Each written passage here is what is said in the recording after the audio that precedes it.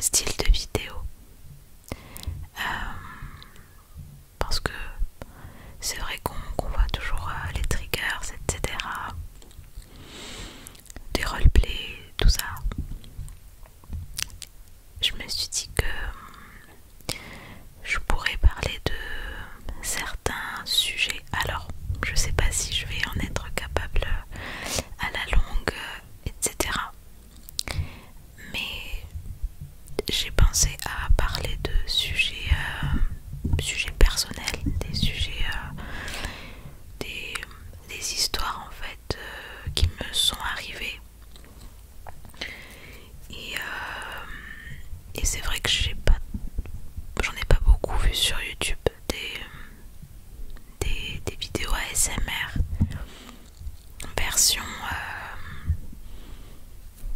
version sujet un peu, je dis pas tabou, mais un peu difficile parfois. Et voilà, donc je me suis dit que voilà, parler de certains sujets, ça me ressemble beaucoup plus. Disons que faire des vidéos qui traitent de certains sujets, moi ça me plaît, ça me parle. Je suis désolée si vous avez entendu le portail. C'est un voisin qui a claqué un peu trop fort le portail. Je l'ai jamais fait. Alors, ce dont je vais parler, j'en ai jamais parlé.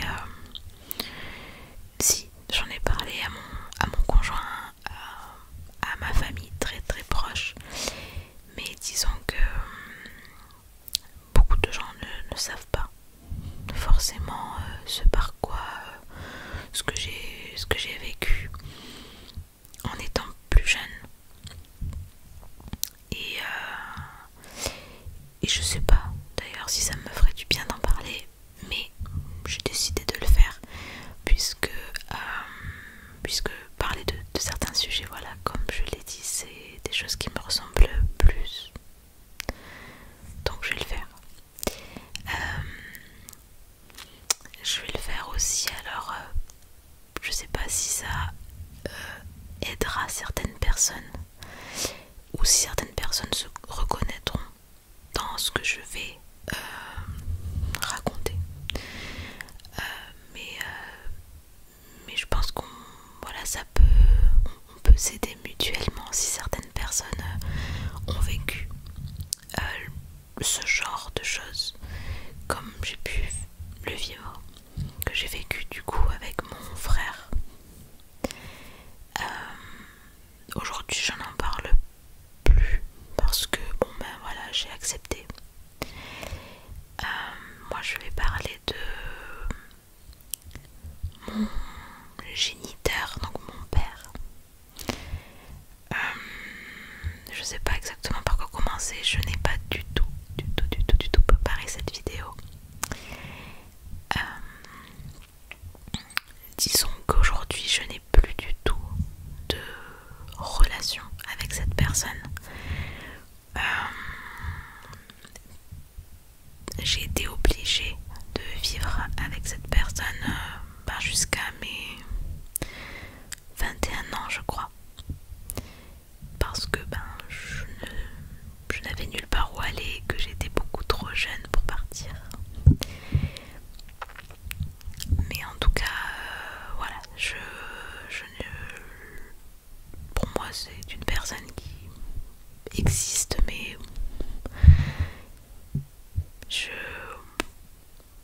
voilà, disons que comme je n'ai jamais eu de relation vraiment forte et une relation avec mon père, en fait, c'est vrai que on va dire que pour des pères normaux, il y a comment dire, une relation, etc. Nous, c'était pas du tout le cas.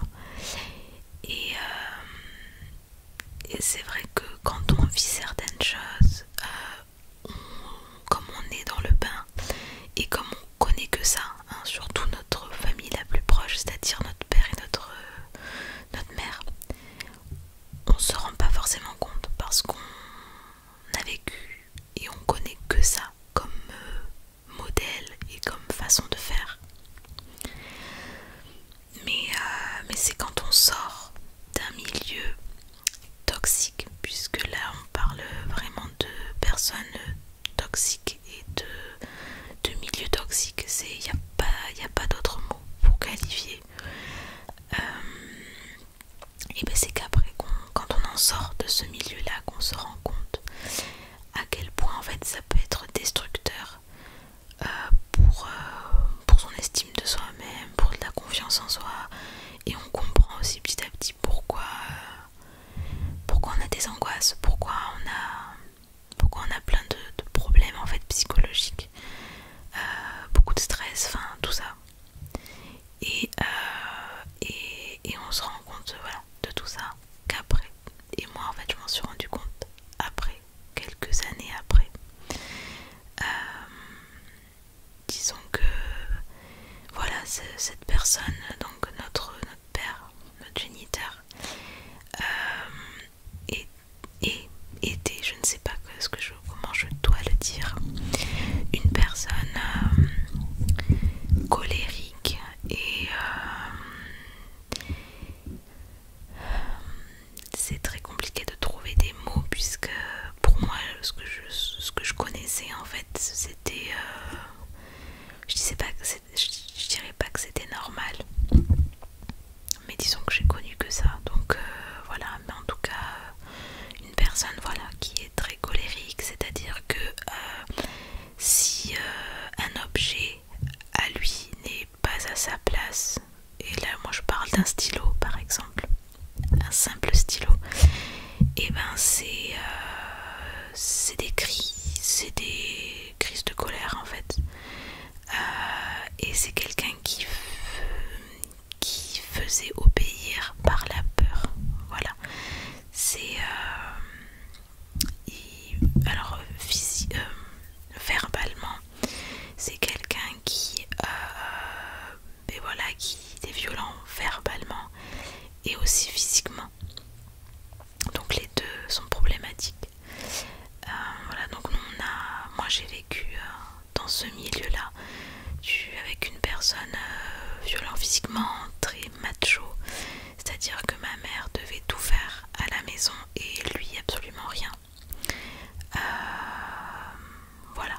Et puis si ce n'était pas fait, c'était des cris, de la violence verbale et en fait voilà, c'était des menaces et de la pression, voilà, beaucoup de pression psychologique. Donc voilà. En étant toute petite, bon mais moi je n'ai pas trop de souvenirs, mais j'ai quand même certains souvenirs assez violents quand même. Donc voilà. Voilà, j'ai vécu vraiment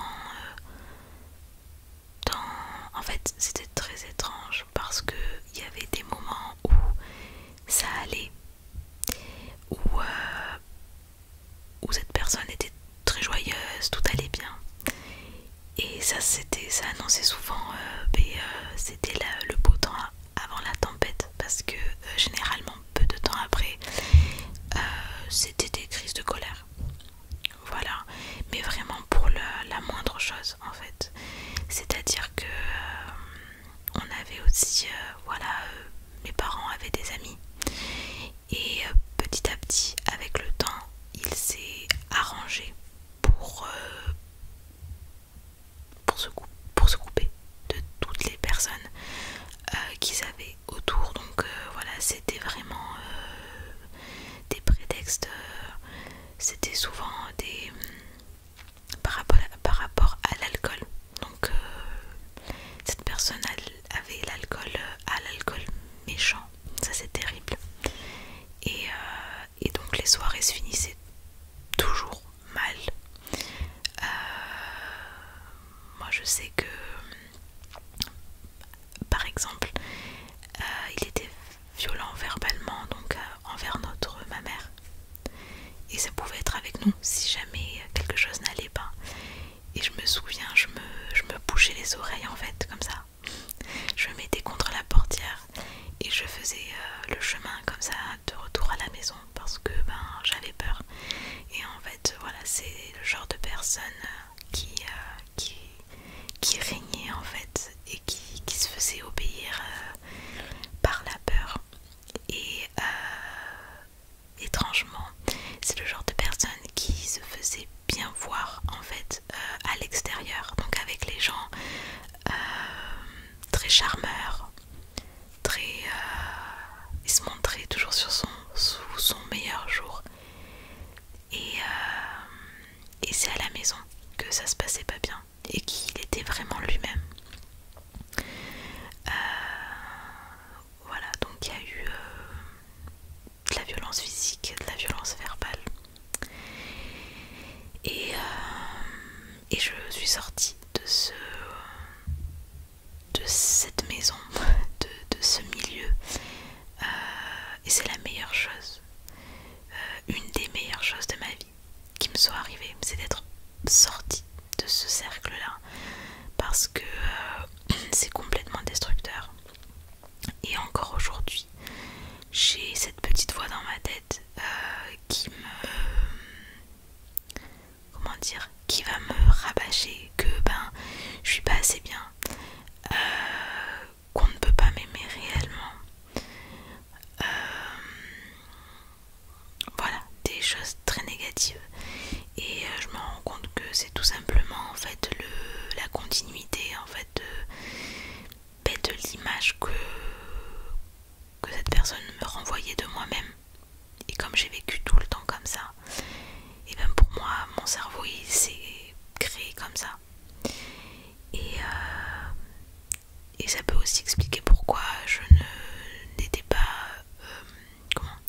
que je faisais des grandes pauses pour mes vidéos ASMR. Parce que gros manque de confiance en moi. Et toujours cette peur. Toujours cette sensation que on me critique et que voilà, que je suis pas, que c'est pas assez bien, que je suis pas assez bien. Et voilà, donc c'est un cheminement, c'est vraiment, j'ai fait des progrès quand même psychologiquement, je remarque depuis que je suis partie de cet endroit, de cette maison là où on était, où je vivais. Et voilà, c'est vraiment un vrai cheminement pour déjà se rendre compte de l'impact en fait qui est toujours présent de toutes ces années en fait vécues avec un parent toxique. Et voilà, donc voilà, c'est quelque chose, voilà, je sens que petit à petit je me rends compte que je suis plus victime de tout ça en fait, plutôt qu'autre chose. Et voilà, donc voilà, c'est le genre de personnes là. Et j'aurais encore beaucoup de choses à dire. Là je vous dis en gros hein, vraiment, pour mettre un peu le décor. Mais en tout cas voilà, moi j'ai vécu avec ce parent là, toxique, complètement toxique, violent aussi, physiquement, verbalement, donc envers ma mère. On a vu des choses que j'aurais pas dû voir. J'ai entendu des choses aussi. Et voilà, c'est toujours, on n'est jamais assez pour ce parent-là. C'est jamais assez bien à l'école, ce n'est jamais assez bien. Mais à côté de ça, cette personne ne fait absolument rien pour nous aider et nous aider, enfin voilà, nous aider à tout simplement, en fait. On est un petit peu, je dirais, l'enfant un peu trophée, c'est-à-dire que c'est le genre de parent qui souhaite que son enfant soit avocat, soit un médecin, fasse un métier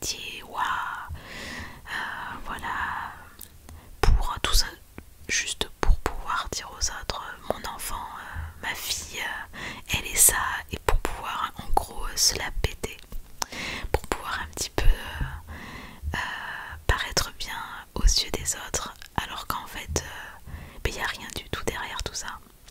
Il n'y a aucune relation mère fille père, il n'y a absolument rien du tout. C'est juste voilà, dénigrer, ce n'est jamais assez bien en fait pour cette personne là. Il y a même un peu d'humiliation d'ailleurs.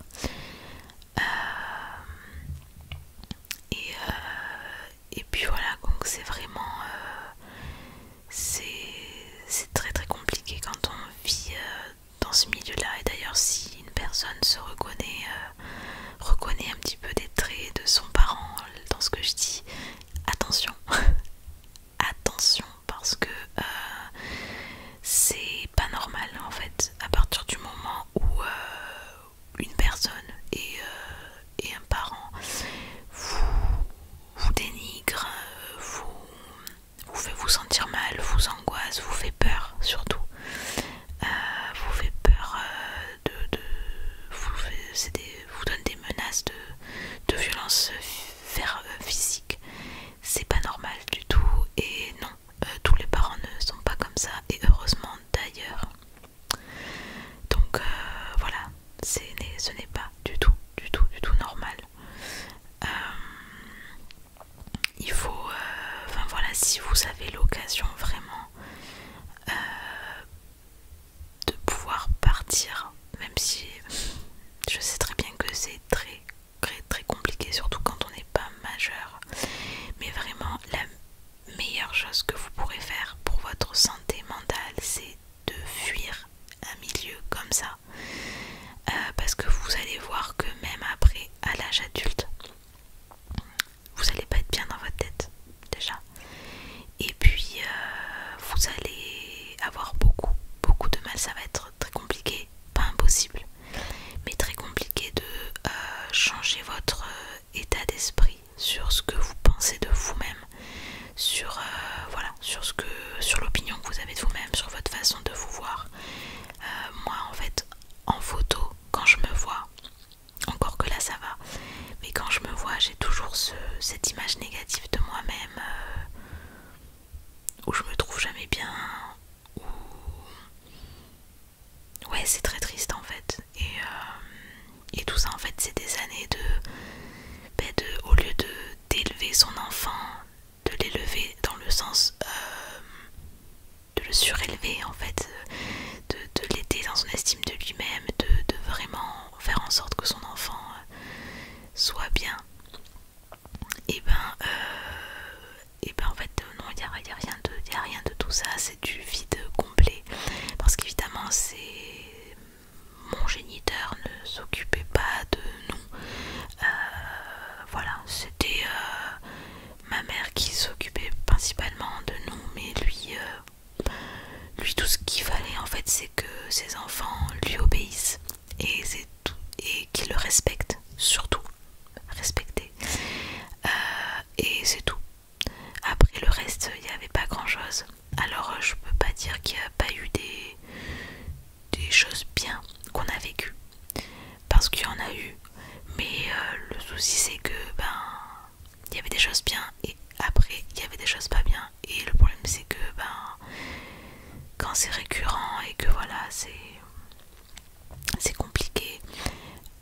Je pense très honnêtement que cette personne a des problèmes, enfin je pense, c'est une certitude, que cette personne là a des problèmes psychologiques, hein. Ça c'est une certitude, parce que c'est pas possible d'être bien en fait dans sa tête quand on fait des choses et qu'on agit et qu'on est comme ça. C'est quelqu'un de perturbé, et nous en fait on a payé le prix de tout ça. Donc voilà, donc je sais que le mot de pervers narcissique avait été évoqué, et c'est vrai que en y repensant, effectivement il y a des choses qui sont de cet ordre là. Après le problème c'est que le mot pervers narcissique, je trouve que c'est un mot, j'ai l'impression que c'est un peu à la mode en fait, hein, de dire ah c'est un pervers narcissique alors qu'on sait pas forcément. Ça peut l'être, ça peut ne pas l'être. Et voilà. Donc c'est peut-être le cas pour mon père en tout cas. Voilà, donc si jamais vous aussi vous avez vécu avec un parent pervers narcissique, dites-moi si ça vous parle en fait, ce genre de comportement. Voilà, très colérique, très exigeant, violent physiquement, verbalement. Voilà, donc encore une fois une personne très macho qui ne faisait pas grand chose. Et voilà, et il y a tellement de choses. Bon là vraiment je vous en parle très rapidement pour amorcer le sujet, mais parce qu'il y aurait tellement de choses à dire, tellement de choses de vécu en 21 ans que forcément voilà. Mais en tout cas il y a des gens qui ne savent pas, mais oui, j'ai vécu beaucoup d'années compliquées. C'est quelqu'un aussi qui est froid, assez froid. Je ne dis pas que c'est quelqu'un qui n'a pas de sentiments, mais qui est très fermé. Et voilà. Et encore une fois, quelqu'un qui ne se montre pas sous son vrai visage avec les autres, donc très charmeur à l'extérieur. Voilà. Et alors qu'en réalité, une fois rentré à la maison, c'est pas du tout ça. Mais vraiment pas du tout. De toute façon, c'est quelqu'un qui, au bout d'un moment, montre son vrai visage. Donc voilà. Donc je ne sais pas exactement quelles sont ces, j'allais dire, pathologies à cette personne. Mais une chose est sûre, c'est que voilà, il y a vraiment des vrais problèmes psychologiques. Et en fait, il nous rendait malades à nous, tout simplement. Et le problème, c'est que ça fait beaucoup de mal pour les personnes en fait qui vivent autour, parce qu'en fait, il détruit vraiment le psychologique des gens qui vivent avec lui. Et moi, je n'avais pas le choix. Quand on vit chez ses parents, jusqu'à 18 ans, on va dire, on n'a pas le choix que de vivre avec ses parents. Et moi, la meilleure chose qui aurait pu m'arriver, c'est de partir plus tôt. Mais malheureusement, j'ai pas eu l'occasion et c'est plus compliqué à faire qu'à dire je vais partir. On part pas comme ça. Il faut les moyens, il faut travailler, il faut des choses. Donc, mais bon, je suis partie de ce milieu-là et c'est vraiment la meilleure chose au monde qui me soit, une des meilleures choses au monde qui me soit arrivée. Et voilà, je comprends aujourd'hui petit à petit certaines choses et surtout voilà ma façon de penser.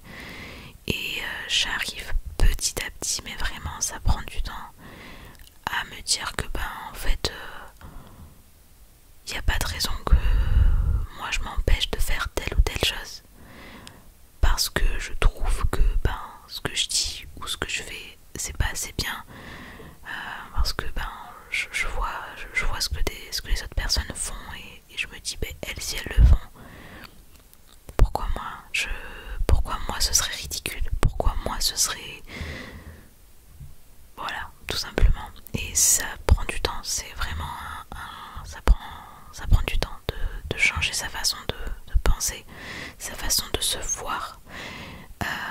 Je pense que sa façon de se voir, ouais, c'est vraiment le plus compliqué. Mais voilà, du coup je parle de ce sujet parce que c'est un sujet que je connais très bien et je me suis dit pourquoi pas en parler en fait, parce que je suis pas la seule à avoir vécu ce genre de choses avec un parent toxique. Et puis peut-être qu'il y a des gens en commentaire qui pourront me dire ouais, j'ai vécu aussi la même chose et tel parent effectivement était d'un pervers narcissique,